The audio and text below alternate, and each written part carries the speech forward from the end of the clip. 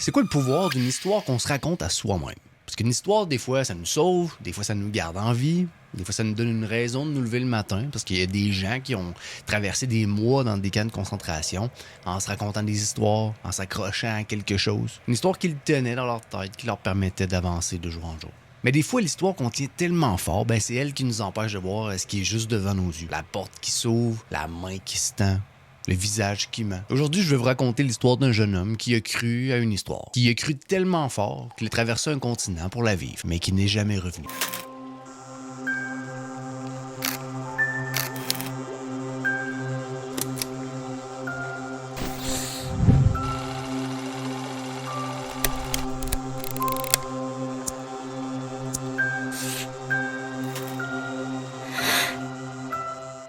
Salut, c'est Alex Black. Si vous aimez les histoires qui font froid dans le dos, vous êtes au bon endroit parce que c'est tout ce qu'on raconte ici, une nouvelle histoire à chaque semaine, le jeudi. N'oubliez pas de liker, vous abonner et activer les notifications. Et bon, c'est parti. Novembre 1980, un petit village perdu au fond du Brésil. Et pour s'y rendre, c'est pas simple, parce qu'il faut prendre un avion jusqu'à Manaus, qui est la plus grosse ville de l'Amazonie. Et ensuite, il faut prendre un bateau pendant 2 jours en remontant le fleuve au milieu de la jungle. Et donc, Barcelos, c'est pas un endroit où on arrive par hasard. Quand t'es là, c'est parce que t'as voulu être là.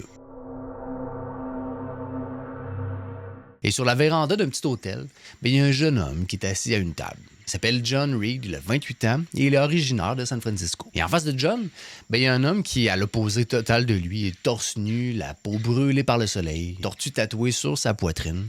C'est un chef amazonien, le chef Tatunka Nara. Et John, à ce moment-là, il regarde Tatunka avec une espèce d'intensité presque religieuse. Et là, il faut que je vous explique, parce que pour comprendre, il faut revenir un petit peu en arrière.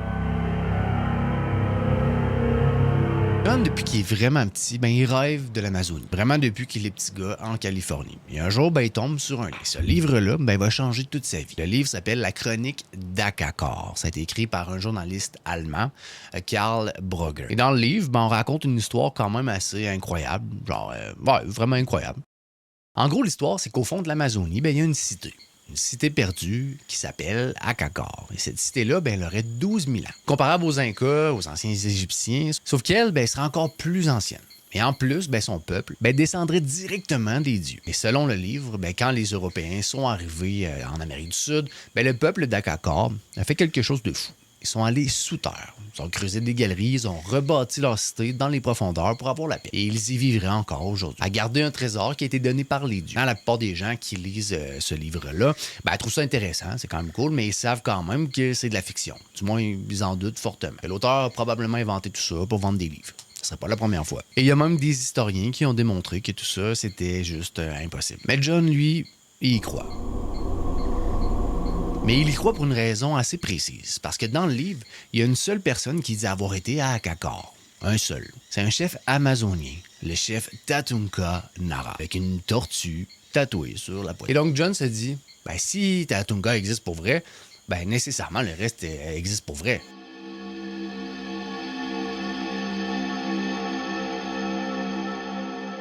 Donc John fait ses sacs, il vide son compte en banque, il dit à sa famille qu'il part en Amazonie et qu'il ne sait pas s'il va revenir. Parce que si Akakor existe, il n'a pas l'intention de revenir. Point final. Et donc John arrive à Barcelos et le miracle, c'est que Tatunka existe. Pour vrai, il vit là, il est là sur place et il rencontre John.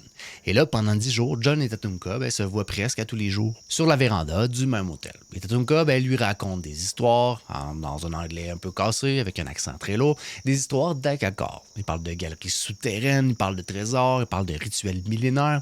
Et John, il boit chaque mot. Mais il y a un truc qui frustre un petit peu John, c'est que Tatunka veut pas lui dire où Akakor se trouve exactement. Il dit c'est un secret. La survie de son peuple en dépend. Mais ce jour-là, en novembre 1980, sur la véranda, John, il sait qu'il y a quelque chose qui est différent. Tatunka est silencieux, vraiment silencieux, comme s'il pensait à quelque chose. Et John attend, il est patient, il regarde Tatunka, et il sent comme une espèce de sagesse millénaire qui émane de cet homme-là. Et Tatunka commence à parler. Et doucement, il dit à John où est Akakor. Et pour John, à ce moment précis, sa vie commence pour vrai. Maintenant, on saute dans le temps. 9 ans plus tard, printemps 1989, dans une banlieue de San Francisco, Cindy Reed, 35 ans, rentre de sa job de vendeuse. Elle est fatiguée, elle ouvre sa boîte aux lettres, elle prend une pile de courrier et commence à trier son courrier en marchant vers la maison. Parce qu'il y a une enveloppe avec un timbre allemand. Et Sandy, elle connaît personne en allemand. Elle ouvre l'enveloppe, elle commence à la lire et ses mains commencent à trembler. La lettre est d'un détective allemand et le détective écrit pour parler de son frère, de John. Et il lui dit qu'il pense qu'il est arrivé quelque chose à John. Et là, il faut que je vous dise un truc, c'est que Sandy, ça fait 9 ans qu'elle n'a pas eu aucune nouvelle de son frère. Au début, John écrivait régulièrement, mais après quelques mois, en 1980, plus rien du tout. Et Sandy et ses parents, ils ont paniqué. Parce qu'ils savaient de base que John ne voulait pas revenir, qu'il voulait disparaître dans la jungle. Donc, ils se sont dit, probablement qu'il a trouvé ce qu'il cherchait et qu'il a refait sa vie. Tant mieux pour lui. Mais là, en lisant la lettre, cette histoire-là tient. Le détective allemand explique qu'il enquête sur la mort ou la disparition d'au moins 4 personnes. Toutes attirées par la même plaine. L'Amazonie, chronique d'Akakor. Et selon lui, il y a probablement quelqu'un sur place qui tue les gens qui cherchent la cité. Le détective dit qu'il ne peut pas aller au Brésil, que les autorités brésiliennes ne coopèrent pas vraiment, donc il est coincé. Mais Sandy, en finissant de lire la lettre, elle se dit « moi, je peux y aller ». En juin 1989, Sandy quitte sa job, elle vide son compte, elle achète un billet pour aller en Amazonie et elle atterrit à Manaus, avec un magnétophone pour enregistrer chaque conversation. Et pendant 3 semaines, elle parle à tout le monde, vraiment à tout le monde, même la police brésilienne qui sait rien. Et tout le monde raconte des histoires différentes. Il y en a un qui dit que John a été vivant le mois passé, il y en a un autre qui dit non, John est mort, il y en a un troisième qui dit qu'il vit avec une tribu. Mais il y a un point commun dans toutes ces histoires-là, c'est que quand Sandy dit le mot Akakor, les gens arrêtent de parler. Ils ont peur. Et à chaque nuit, dans son hôtel, Sandy fait le même rêve. Son frère qui apparaît, qui dit Akakor, c'est pas ce que je pensais. Et au bout de 3 semaines, Sandy est à bout, elle a plus d'argent, elle a peur, elle entend toutes sortes de rumeurs que John serait pas allé dans la jungle tout seul, qu'un chef l'aurait guidé, un chef qui s'appelle Tatunka. Mais à ce moment-là, Sandy commence à avoir très peur, donc elle décide de rentrer à la maison. Mais elle n'abandonne pas. Elle ramasse son argent et 1 an plus tard, en juin 1990, elle retourne au Brésil. Cette fois, avec un journaliste et un producteur de documentaires. Pour pas être seul, mais aussi pour que des témoins voient ce qu'elle voit. Donc, ils prennent un petit avion direction Barcelos. Et quand ils arrivent, le village n'a presque pas changé. 3000 habitants, un seul téléphone pour tout le monde et des cabanes en bois. Mais Sandy demande à une femme qui est à son linge où vit Tatunka. Et tout le monde la connaît. Tatunka, c'est une légende locale. Il a déjà guidé des expéditions pour Jacques Cousteau. Il a sauvé des soldats brésiliens dont l'avion s'était écrasé. C'est pratiquement un héros. Et Sandy et son équipe marchent jusqu'à un hôtel isolé avec une clôture en bois autour. Et sur la véranda, il y a un homme tortue tatoué sur la poitrine. Sandy ouvre la barrière, s'approche du monsieur en question, sort la photo de son frère. Et Tatunka regarde la photo. Il sourit. Et dans un anglais un petit peu cassé, il dit à Sandy qu'il est quand même assez surpris qu'elle ait pris autant de temps à venir. Et elle sourit pas, parce qu'en regardant Tatunka, elle réalise quelque chose. Il y a quelque chose qui va pas, mais pas du tout. Le visage, la voix, la façon de bouger, il n'y a rien qui tient avec cet homme-là. Akakor, ça n'a jamais existé. C'est complètement inventé. Et l'homme devant Sandy, le chef légendaire, le seul survivant connu d'une civilisation millénaire, le héros amazonien, c'est un Allemand. Il s'appelle Gunther et dans les années 60, il a fui l'Allemagne pour une raison très précise. Pour ne pas payer la pension alimentaire de son ex-femme. Mais quand il est arrivé en Amazonie, il parlait pas la langue. Il avait un gros accent allemand, passé inaperçu pour s'inventer une identité que personne ne pouvait vérifier. Il a inventé une histoire, une cité perdue, une civilisation cachée. Et lui, le descendant direct. L'histoire a marché un peu trop bien parce que même les autorités brésiliennes l'ont reconnu comme un indigène officiel. Tellement bien que le journaliste Karl Brugger l'a interviewé pendant des heures. Tellement bien, mais qu'un livre en est sorti au final. Et que des touristes du monde entier ont commencé à débarquer à Barcelos.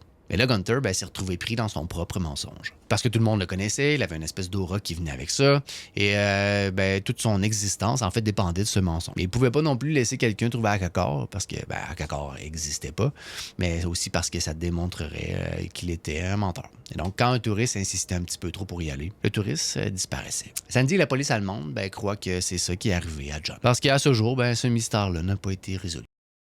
John Reed avait 28 ans. Il avait grandi dans une banlieue assez ordinaire de San Francisco. Et toute sa vie, il avait rêvé d'autre chose. Pas nécessairement des richesses, pas de gloire, mais juste quelque chose d'un peu plus grand que sa vie ordinaire. Et Karl Brugger, l'auteur du livre, a été assassiné par balle à Rio en 1984, mais personne ne sait personne ne sait pourquoi, et il n'y a personne qui enquête vraiment non plus. Et Gunther Hawk, lui, à ce jour, est encore vivant. Il habite toujours à Barcelos. Il n'a jamais été accusé du meurtre et ni avoir fait du mal à qui que ce soit. Il insiste encore que Akakor est réel.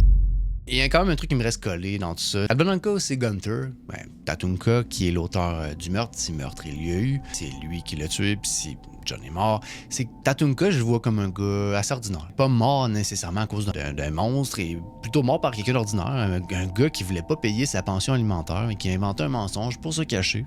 Et qui a dû en inventer un plus gros pour couvrir le premier, encore plus gros, et ainsi de suite. Donc c'est là qu'on voit que le mal, c'est pas toujours un grand projet. Des fois, c'est juste une suite de petits choix, comme je dis souvent, des petits choix qui au final deviennent des plus gros, mais je pense que personne ne se réveille le matin en se disant « Bon, aujourd'hui, je vais devenir quelqu'un capable de tuer pour protéger un mensonge. » En tout cas, j'espère pas. Je pense que ça arrive un jour à la fois, et des fois, ben la personne, elle se rend là. Elle s'est même pas rendu compte de son cheminement. Donc des fois, les histoires qu'on raconte nous font avancer, mais des fois, nous font pas voir le vrai visage des gens. Ça nous fait pas voir la porte qui s'ouvre, la sortie, les petits red flags. Et la semaine prochaine, ben, j'ai une autre histoire pour vous, une histoire que je pense que vous allez aimer, mais qui se termine d'une façon étrangement similaire, avec un homme qui croit tellement fort à quelque chose, ben, qu'il n'en voit plus du tout le chemin pour rentrer chez lui.